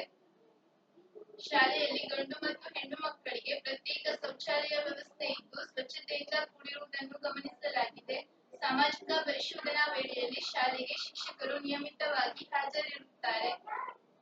ಶಾಲೆಯಲ್ಲಿ ಶೂ ಮತ್ತು ಸಾಕ್ಸ್ಗಳನ್ನು ಸರಿಯಾದ ಸಮಯದಲ್ಲಿ ವಿತರಿಸಲಾಗಿದೆ. ಶಾಲೆಯಲ್ಲಿ ಸಲಹಾ ಪೆಟ್ಟಿಗೆ ಇಟ್ಟಿರುವುದನ್ನು ಸಾಮಾಜಿಕ ಪರಿಶೋಧನಾ ವೇಳೆಯಲ್ಲಿ ಗಮನಿಸಲಾಗಿದೆ. ಶಾಲೆಯಲ್ಲಿ ತುರ್ತು ವೈದ್ಯಕೀಯ ದೂರವಾಣಿ ಸಂಖ್ಯೆಗಳನ್ನು ಶಾಲೆಯ ಗೋಡೆಯ ಮೇಲೆ ಪ್ರದರ್ಶಿಸಲಾಗಿದೆ. ಸಾಮಾಜಿಕ ಪರಿಶೋಧನಾ ಅವಧಿಯಲ್ಲಿ ಕಂಡುಬಂದ ಋಣಾತ್ಮಕ ಅಂಶಗಳು. ಶಾಲೆಯಲ್ಲಿ ಮಕ್ಕಳಿಗೆ ವಿದ್ಯಾರ್ಥಿ ವೇತನ ಬಂದಿರುವುದಿಲ್ಲ. ಶಾಲೆಯಲ್ಲಿ ವಿಜ್ಞಾನ ಕಿಟ್ ಲಭ್ಯವಿರುವುದಿಲ್ಲ. ಶಾಲೆಯಲ್ಲಿ ಮಕ್ಕಳಿಗೆ ದಿನನಿತ್ಯದ ಪ್ರಚಲಿತ ವಿದ್ಯಮಾನ ತಿಳಿಯಲು ದಿನಪತ್ರಿಕೆ ಲಭ್ಯವಿರುವುದಿಲ್ಲ. ಶಾಲೆಯಲ್ಲಿ ಡಿಜಿಟಲ್ ಟಿವಿ ಮೂಲಸೌಕರ್ಯವಿದ್ದು ಆದರೆ ದುರಸ್ತಿಯಲ್ಲಿರುವುದನ್ನು ಗಮನಿಸಲಾಗಿದೆ. ಶಾಲಾ ಗ್ರಂಥಾಲಯದಲ್ಲಿ ನಿಯತಕಾಲಿಕೆಗಳು ಲಭ್ಯವಿರುವುದಿಲ್ಲ. ಶಾಲೆಯಲ್ಲಿ ಸುರಕ್ಷಾ ಪ್ರತಿಜ್ಞೆಯನ್ನು ಶಾಲಾ ಆವರಣದ ಪ್ರಧಾನ ಸ್ಥಳದಲ್ಲಿ ಪ್ರದರ್ಶಿಸಲಾಗಿಲ್ಲ. ಸಾಮಾಜಿಕ ಪರಿಶೋಧನಾ ಅವಧಿಯಲ್ಲಿ ಕಂಡುಬಂದ ಪ್ರಮುಖ ಅಂಶಗಳು: ಶಾಲೆಯಲ್ಲಿ ಶಿಕ್ಷಕರು ಮತ್ತು ಮಕ್ಕಳಲ್ಲಿ ಒಳ್ಳೆಯ ಬಾಂಧವ್ಯವಿರುವುದನ್ನು ಗಮನಿಸಲಾಗಿದೆ. ಶಾಲೆಯಲ್ಲಿ ಮಕ್ಕಳಿಗೆ ಟಿವಿ, ಕಂಪ್ಯೂಟರ್ ಹಾಗೂ ಡಿಜಿಟಲ್ ಮೂಲಸೌಕರ್ಯಗಳು ಬೋಧನಾ ಸಂದರ್ಭದಲ್ಲಿ ಬಳಸಿದರೆ ಮಕ್ಕಳ ಕಲಿಕಾ ಮಟ್ಟವನ್ನು ಹೆಚ್ಚಿಸಲು ಸಾಧ್ಯವಾಗುತ್ತದೆ ಎನ್ನುವುದು ಪಾಲಕ, ಪೋಷಕರ ಹಾಗೂ ಸಾಮಾಜಿಕ ಪರಿಶೋಧನಾ ತಂಡದ ಅಭಿಪ್ರಾಯವಾಗಿರುತ್ತದೆ. ಶಾಲೆಯಲ್ಲಿ ಆಟದ ಮೈದಾನ ಚಿಕ್ಕದಾಗಿದ್ದು ಆದರೆ ಶಾಲೆಯಲ್ಲಿ ಜಾಗದ ಕೊರತೆಯಿಂದ ವ್ಯವಸ್ಥಿತವಾದ ಆಟದ ಮೈದಾನದ ವ್ಯವಸ್ಥೆ ಇಲ್ಲದಿರುವುದನ್ನು ಗಮನಿಸಲಾಗಿದೆ. ಶಾಲೆಯ ಸುತ್ತಲೂ ಕಾಂಪೌಂಡ್ ಗೋಡೆ ಇರುವುದಿಲ್ಲ. ಮಕ್ಕಳ ಹಿತದೃಷ್ಟಿಯಿಂದ ಶಾಲೆಯ ಸುತ್ತಲೂ ಕಾಂಪೌಂಡ್ ಗೋಡೆ ಅವಶ್ಯಕ ಎಂದು ಪಾಲಕರು ತಮ್ಮ ಸಂದರ್ಶನದಲ್ಲಿ ತಿಳಿಸಿರುತ್ತಾರೆ. 4 ಮತ್ತು 5ನೇ ತರಗತಿ ಮಕ್ಕಳಿಗೆ ಡೆಸ್ಕ್ ಮತ್ತು ಬೆಂಚ್ ಇದ್ದರೆ ವಿದ್ಯಾಭ್ಯಾಸ ಮಾಡಲು ಅನುಕೂಲವಾಗುತ್ತದೆ ಎನ್ನುವುದು ಸಾಮಾಜಿಕ ಪರಿಶೋಧನಾ ತಂಡದ ಅಭಿಪ್ರಾಯವಾಗಿರುತ್ತದೆ. ಶಾಲೆಗೆ ತಾಲೂಕು ಪಂಚಾಯತ್ನಿಂದ ಸಭಾಭವನ ಮತ್ತು ಗ್ರಾಮ ಪಂಚಾಯತ್ನಿಂದ ಕುಡಿಯುವ ನೀರಿನ ಸೌಲಭ್ಯ ಮಾಡಿರುವುದನ್ನು ಗಮನಿಸಲಾಗಿದೆ. ಶಾಲೆಗಾಗಿ ಹಳೆಯ ವಿದ್ಯಾರ್ಥಿಗಳು, ಪಾಲಕ, ಪೋಷಕರು, ಊರ ನಾಗರಿಕರು ಒಳ್ಳೆಯ ಸಹಕಾರ, ಕೊಡುಗೆ ನೀಡಿರುವುದನ್ನು ಗಮನಿಸಲಾಗಿದೆ. ಶಾಲೆಯಲ್ಲಿ 4 ಮತ್ತು 5ನೇ ತರಗತಿ ನಡೆಯುವ ಕೊಠಡಿಯಲ್ಲೇ ಶಾಲೆಗೆ ಸಂಬಂಧಪಟ್ಟ ವಸ್ತುಗಳನ್ನು ಇಟ್ಟಿರುವುದರಿಂದ ಮಕ್ಕಳಿಗೆ ಪಾಠ ನಡೆಯುವ ಸಂದರ್ಭದಲ್ಲಿ ಮನಸ್ಸು ವಿಚಲಿತಗೊಳ್ಳುವುದರಿಂದ ಇನ್ನೊಂದು ಕೊಠಡಿಯ ಅವಶ್ಯಕತೆ ಇದೆ ಎಂದು ಪಾಲಕರು ತಮ್ಮ ಸಂದರ್ಶನದಲ್ಲಿ ತಿಳಿಸಿರುತ್ತಾರೆ. ಧನ್ಯವಾದಗಳು.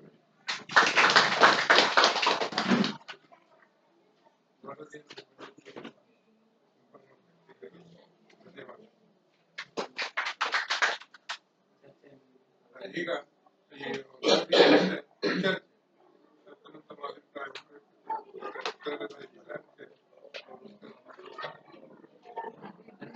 ಮಾಡುವ.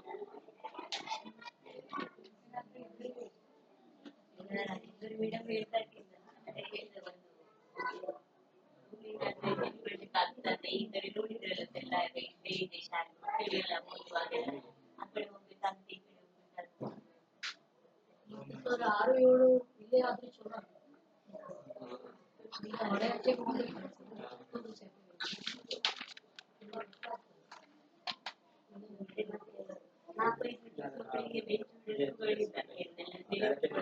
ಈಗ ಒಂದೆರಡು ಮೂರನೇ ಕ್ಲಾಸ್ವರೆಗೆ ಆ ತರ ಕುರ್ಚಿಗಳೆಲ್ಲ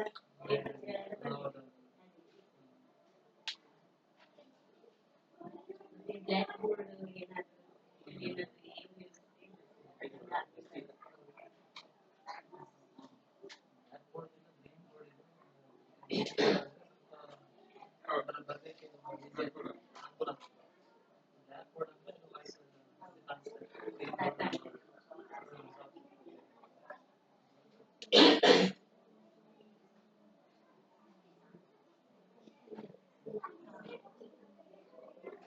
ವರದಿಯಲ್ಲಿ ನಾವು ಕಾಣಿಸಿದ್ವಿ.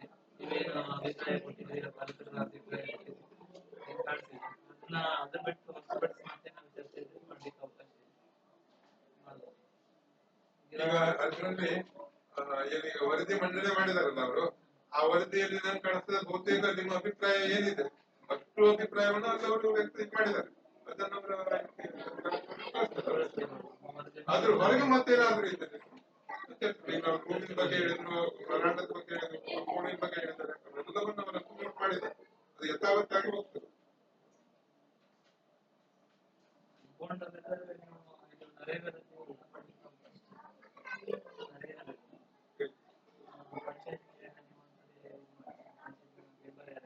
ತಾಲೂಕ್ ಪಂಚಾಯತ್ ಗ್ರಾಮ ಪಂಚಾಯತ್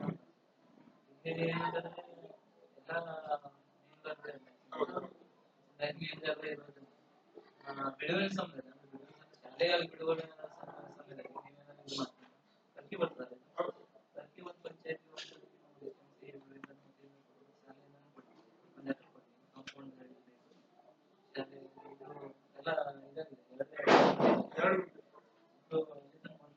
ಎಲ್ಲ ನಾನು ಅದ್ರ ಸಲುವಾಗಿ ಸ್ವಲ್ಪ ಇದು ಸರ್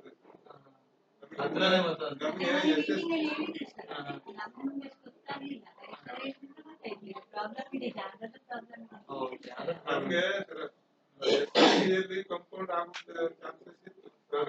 ಅವಾಗ ಮುಗೇಶ್ವರಿ ಅವರು ಕಂಪೌಂಡ್ ಮಾಡ್ಕೊಟ್ಟಿದ್ದಾರೆ. ಇಲ್ಲಿ ಏನಾಗ್ತದೆ ಕೆಲಸ ಕಂಪೌಂಡ್ ಮಾಡ್ಕೊಂಡು ಬಿಟ್ರೆ ಈಗ ಇದನ್ನ ನಾವು ಇಂಟರ್ ಲಾಕ್ ಹಾಕಿದ್ವಲ್ಲ ಅದು ಅರ್ಥನೇ ನಮ್ಗೆ ಇರುದಿಲ್ಲ.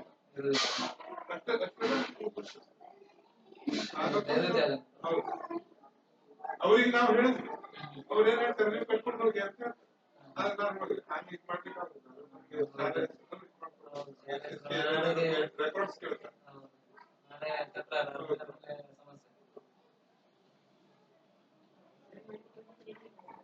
ಕಂಪೌಂಡ್ ಇದ್ರೆ ಚೆನ್ನಾಗಿರ್ತದೆ, ಮಕ್ಕಳು ಭದ್ರತೆ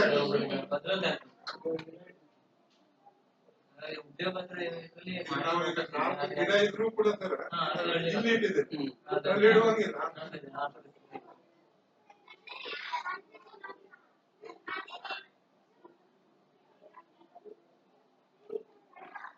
ಪಾಲಕರ ಅಭಿಪ್ರಾಯ ಮಕ್ಕಳ ಜೊತೆಗೆ ಮಕ್ಕಳದೇ ಕಲಿಕಾ ಮಟ್ಟ ಯಾವ ರೀತಿ ಇದೆ, ಹೇಗೆ ಟೀಚರ್ಸ್ ಇಲ್ಲಿ ಟೀಚ್ ಮಾಡ್ತಾ ಇದ್ದಾರೆ ಅದ್ರ ಬಗ್ಗೆ ಕೂಡ ಹೇಳ್ಬೋದು. ಯಾಕಂದ್ರೆ ಸೋಷಿಯಲ್ ವರ್ಕ್ ಬರುದೇ ಯಾಕಂದ್ರೆ ಹೆಚ್ಚಿನ ಶಿಕ್ಷಣ ಬಗ್ಗೆ ಖರ್ಚು ವೆಚ್ಚಕ್ಕೆ ಸಂಬಂಧಪಟ್ಟಂತೆ ನಾವು ಹೆಚ್ಚು ನೋಡ್ತಾ ಇದ್ದೇವೆ. ಬೇರೆ ಇದೆಲ್ಲ ಪಂಚಾಯತ್ ಎಲ್ಲ ನಾವು ಖರ್ಚು ವೆಚ್ಚಕ್ಕೆ ಜಾಸ್ತಿ ಅನುದಾನದ ಬಗ್ಗೆನೇ ವಿಚಾರ ಮಾಡ್ತೀವಿ. ಅದರಲ್ಲಿ ಮುಖ್ಯವಾಗಿ ಶಿಕ್ಷಣ ಯಾವ ರೀತಿ ನಡೀತಿದ್ರ ಬಗ್ಗೆ ನಾವು ಪರಿಶೀಲನೆ ಹಾಕಿರುವಂತ ಶಿಕ್ಷಕರು ಎಷ್ಟು ಟೈಮ್ ಬರ್ತಾರೆ, ಮಕ್ಕಳು ಟೈಮ್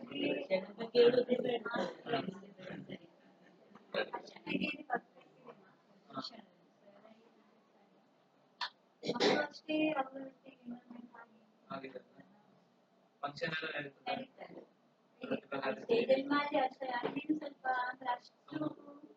ತುಂಬಾ ವರ್ಷ ಆಯ್ತಲ್ಲ, 70 ವರ್ಷ ಆಯ್ತು, 70 ವರ್ಷ ಆಯ್ತು.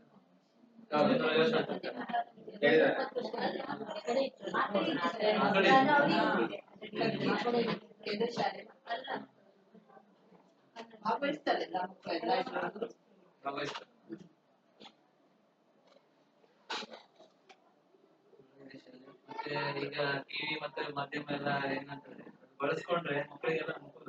ದುರಸ್ತಿ ಇದೆ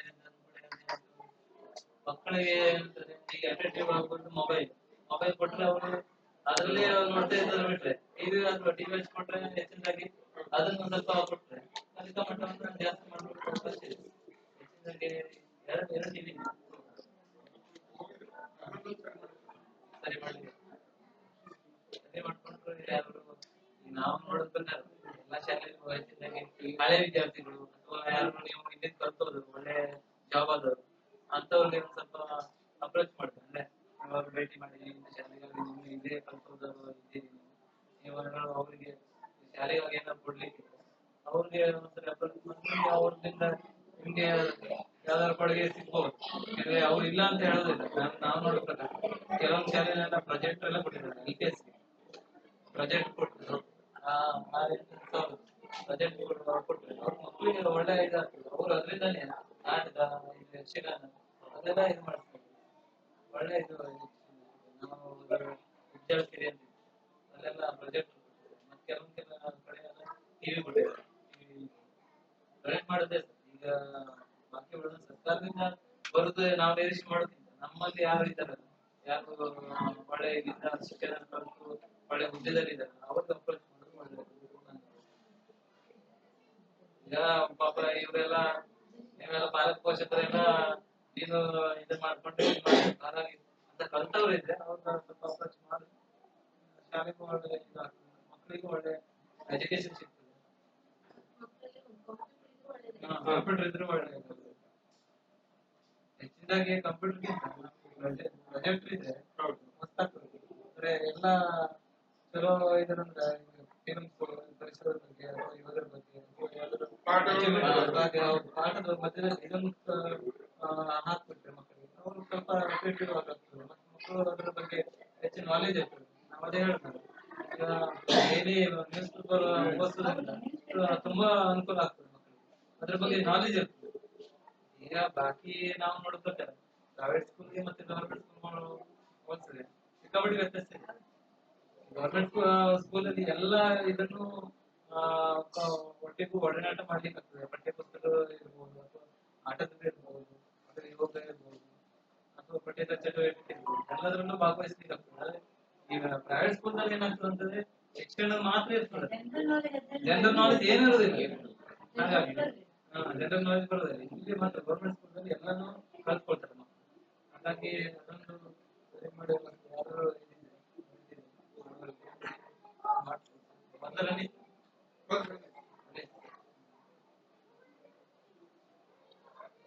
ಹೆಚ್ಚಿನದಾಗಿ ಮೊಬೈಲ್ ಅನ್ನು ಕೊಡ್ಕೋಬೇಕು.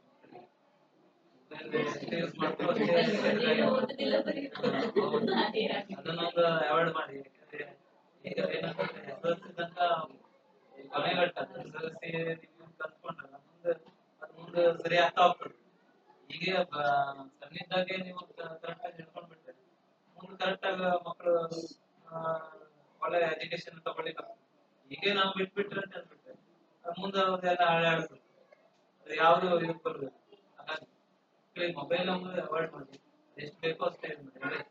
ಶಿಕ್ಷಣ ಬಗ್ಗೆ ಏನಾದ್ರು ನೋಡ್ಲಿಕ್ಕಿದ್ರೆ ಕೋರ್ಸ್ ನೀವೇ ತಗೊಳ್ತೀವಿ, ಅವ್ರ ಹತ್ರ ಮೊಬೈಲ್ ಕೊಡ್ಬೋದು.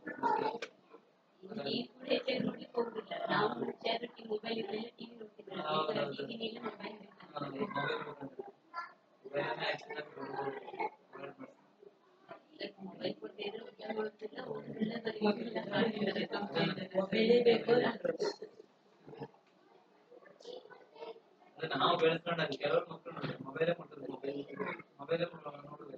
ನಾವು ಅವ್ರಿಗೇನು ಇದು ಮಾಡ್ಕೊಂಡ್ರೆ ಅದು ಬೇಕಂತ ಕೂಡ ನಾವು ಕೊಡ್ತೀವಿ, ಅವಾಗದು ಆಟೋಮೆಟಿಕ್ ಆಗಿ ಇದಾಗ್ತದೆ, ಮೊಬೈಲ್ ರೂಢಿ ಆಗ್ತದೆ. ನಾವು ಕೊಡ್ಬಾರ್ದು ಅಂತಂದ್ರೆ ಅದು ಹಾಗೆ ಹೋಗ್ತದೆ. ಪಾಠ ಎಲ್ಲ ಮೊಬೈಲ್ ಬರ್ತಲ್ಲ ಸರ್, ಆವಾಗಿಂದ ರೂಢಿ ಆಗಿದೆ.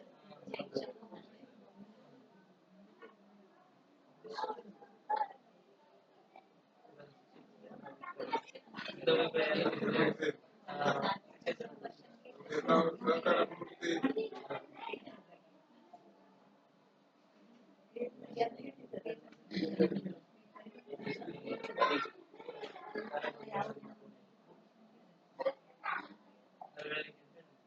ಯಾರ ಪಾಲಕರ ಮಾತಾಡ್ತಿದ್ದಾರೆ ಅಭಿಪ್ರಾಯ ತಮ್ಮ ಅಭಿಪ್ರಾಯ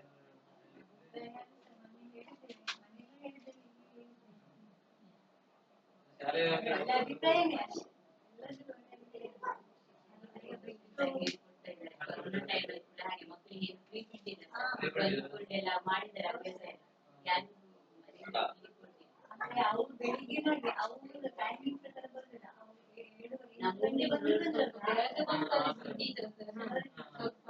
ಮತ್ತೆ ರಜೀದ್ರು ಬಂದು ಹೋಗ್ತಾರೆ, ನೋಡ್ಕೊಂಡು ಹೋಗ್ತಾರೆ. ಅದ್ರ ಬಗ್ಗೆ ನಮ್ಮ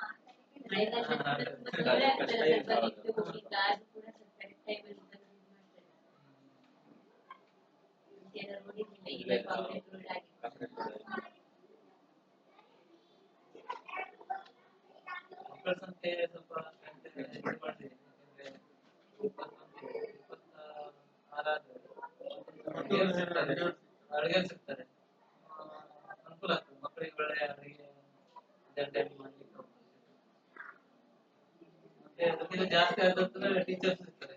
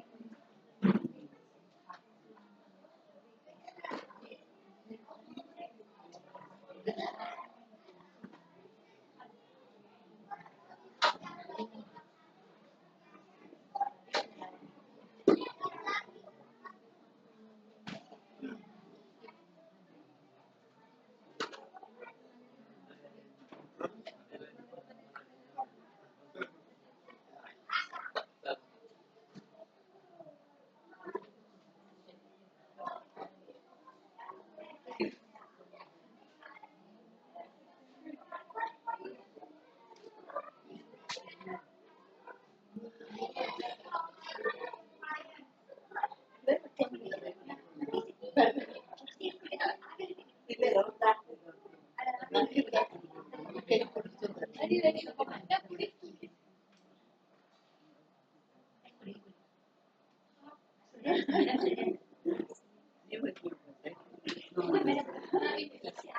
ಅವ್ರು ಬಂದಿದೆ ಬೇಡ ಬೇಡ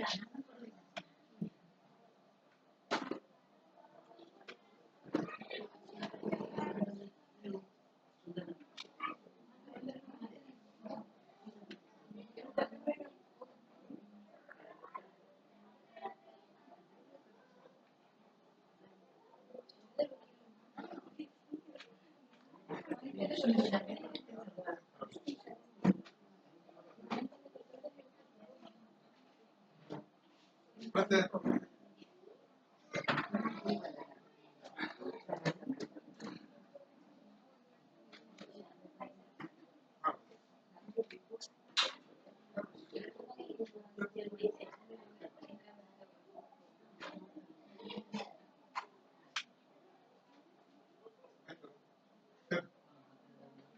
ಮತ್ತೇನಾದ್ರು ಉಂಟಾ? ಸಮಸ್ಯೆ ಇದ್ರೆ ಹೇಳಿ ಇವತ್ತು ಸಿಕ್ಕಿದ್ರೆ ಅಷ್ಟೇ, ಮತ್ತೆ ನಾಳೆ ಸಿಗುದಿಲ್ಲ. ಸಮಸ್ಯೆ ಏನಿಲ್ಲ ಸರ್ ಅವ್ರ ಹತ್ರ ಹೇಳ್ಕೊಳ್ಳಿ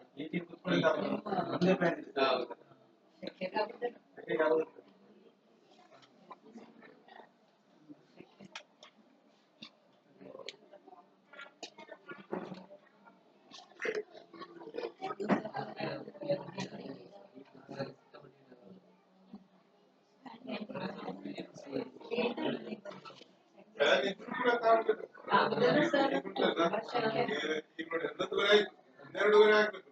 ಫ್ಯಾನ್ ಇಟ್ಟೇ ಕೂಡ ಫ್ಯಾನ್ ಕೂಡ ತಾಳ್ಬೇಕು. ಈಗ ಅಂತ ಹೊರಗೆ ಸ್ವಲ್ಪ ಹೋದ್ರೆ ಗಾಳಿ ಕೂಡ ಆಗ್ತದೆ.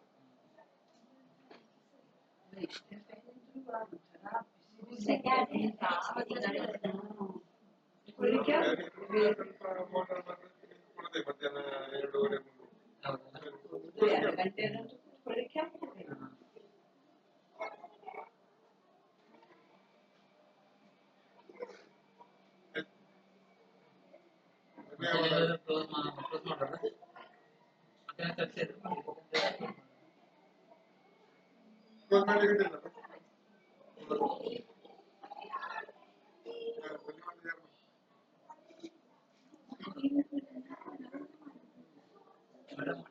ಈಗ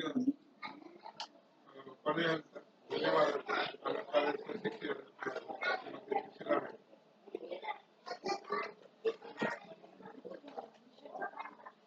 ಇವತ್ತಿನ ಸಮಗ್ರ ಶಿಕ್ಷಣ ಕರ್ನಾಟಕ ಯೋಜನೆ ನಮ್ಮ ನಗರದ ಕಡೆಯಾಗಿದ್ದಂತಹ ಉಪನಾಯಕರವರಿಗೆ ನಮ್ಮ ಮುಖ್ಯ ಶಿಕ್ಷಕರ ಪರವಾಗಿ ಎಸ್ಡಿಎಂಸಿ ಅಧ್ಯಕ್ಷರ ಪರವಾಗಿ ಎಸ್ಡಿಎಂಸಿ ಸದಸ್ಯರ ಪರವಾಗಿ ಹಾಗೂ ಪಾಲಕ ಪೋಷಕರ ಪರವಾಗಿ ಹಾಗೂ ವೈಯಕ್ತಿಕವಾಗಿ ಪೂರಕ ವಂದನೆಗಳನ್ನು ಸಲ್ಲಿಸುತ್ತೇನೆ. ಅದೇ ರೀತಿ ಇನ್ನೊಬ್ಬರಾದ ಸಿದಂಬರ ಗೌಡರಿಗೆ ಸಹ ನಮ್ಮ ಮುಖ್ಯ ಶಿಕ್ಷಕರ ಪರವಾಗಿ ಎಸ್ಡಿಎಂಸಿ ಅಧ್ಯಕ್ಷರ ಪರವಾಗಿ ಸದಸ್ಯರ ಪರವಾಗಿ ಪಾಲಕ ಪೋಷಕರ ಪರವಾಗಿ ವೈಯಕ್ತಿಕವಾಗಿ ಪೂರಕ ವಂದನೆಗಳನ್ನು ಅರ್ಪಿಸುತ್ತೇನೆ. ಅದೇ ರೀತಿ 4 ದಿವಸ ಸಂಪನ್ಮೂಲ ವ್ಯಕ್ತಿಗಳಾದ ಸುಮಾ ಹಾಗೂ ರಾಜೇಶ್ವರಿ ಇವರಿಗೂ ಸಹ ನಮ್ಮ ಮುಖ್ಯ ಶಿಕ್ಷಕರ ಪರವಾಗಿ ಎಸ್ಡಿಎಂಸಿ ಸದಸ್ಯರ ಪರವಾಗಿ ಹಾಗೂ ಅಧ್ಯಕ್ಷರ ಪರವಾಗಿ ಪಾಲಕ ಪೋಷಕರ ಪರವಾಗಿ ಹಾಗೂ ವೈಯಕ್ತಿಕವಾಗಿ ಪೂರಕ ವಂದನೆಗಳನ್ನು ಸಲ್ಲಿಸುತ್ತೇನೆ. ಹಾಗೂ ಇವತ್ತಿನ ಈ ಒಂದು ಕಾರ್ಯಕ್ರಮಕ್ಕೆ ನಮ್ಮ ಎಸ್ಡಿಎಂಸಿ ಅಧ್ಯಕ್ಷರಾದ ಗೀತಾ ಮಿತ್ರ ಹಾಗೂ ಅಧ್ಯಕ್ಷರಾದ ಕೃಷ್ಣಾ ಮಿತ್ರ ಸಹ ನಮ್ಮ ಶಿಕ್ಷಕರ ಪರವಾಗಿ ಮುಖ್ಯ ಶಿಕ್ಷಕರ ಪರವಾಗಿ ಹಾಗೂ ಎಸ್ಡಿಎಂಸಿ ಅಧ್ಯಕ್ಷರ ಪರವಾಗಿ ಸದಸ್ಯರ ಪರವಾಗಿ ಪಾಲಕ ಪೋಷಕರ ಪರವಾಗಿ ವೈಯಕ್ತಿಕವಾಗಿ ಪೂರಕ ವಂದನೆಗಳನ್ನು ಸಲ್ಲಿಸುತ್ತೇನೆ. ಈ ಒಂದು ಕಾರ್ಯಕ್ರಮಕ್ಕೆ ಆಗಮಿಸಿದಂತ ತಮಗೆಲ್ಲರಿಗೂ ಸಹ ಮುಖ್ಯ ಶಿಕ್ಷಕರ ಪರವಾಗಿ ಎಸ್ಡಿಎಂಸಿ ಪರವಾಗಿ ಹಾಗೂ